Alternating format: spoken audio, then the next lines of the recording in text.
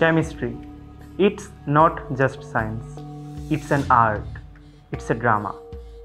এটা শুধু ল্যাবেই নয়, আমাদের চারিপাশে হয় প্রতিনিয়ত। Are you ready?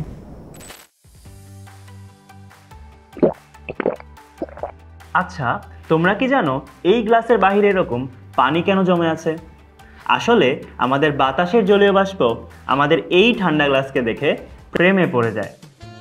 তো আমাদের জলীয় বাষ্প স্ফুটনাঙ্কের কম তাপমাত্রা পেয়ে তরলে রূপান্তরিত হয় এবং এভাবেই আমাদের গ্লাসের গায়ে জমা হয়। এটাই সায়েন্স। আচ্ছা, তোমরা কি জানো আমরা আকাশের রঙকে নীল কেন দেখি? অন্য রঙও তো দেখতে পারতাম। আসলে আমাদের সূর্যের আলোতে 7টি রং আছে। আমাদের বাতাসের নাইট্রোজেন ও অক্সিজেন অণু সূর্যের আলোর রঙগুলোকে ছড়িয়ে দেয়। নীল রঙের তরঙ্গ দৈর্ঘ্য সবচেয়ে কম হওয়ায় এটিই সবচেয়ে বেশি ছড়িয়ে পড়ে। এজন্যই আমরা আকাশের রঙকে নীল দেখি।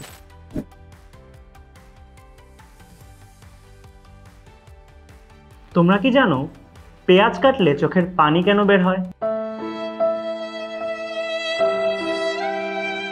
আসলে পেঁয়াজে থাকা সালফার বাষ্প হয়ে আমাদের চোখের পানির সাথে বিক্রিয়া করে সালফিউরাস অ্যাসিড তৈরি করে, যা একটি ক্ষতিকর যৌগ, এবং সেই কারণে আমাদের চোখে জ্বালা পোড়া হয়।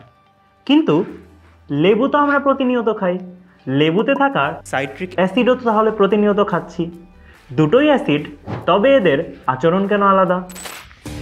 তুমি যদি ভাবো রসায়ন শুধু পরীক্ষাগারই আছে, তাহলে ভুল ভাবছো। Chemistry is everywhere and I am the one who explains.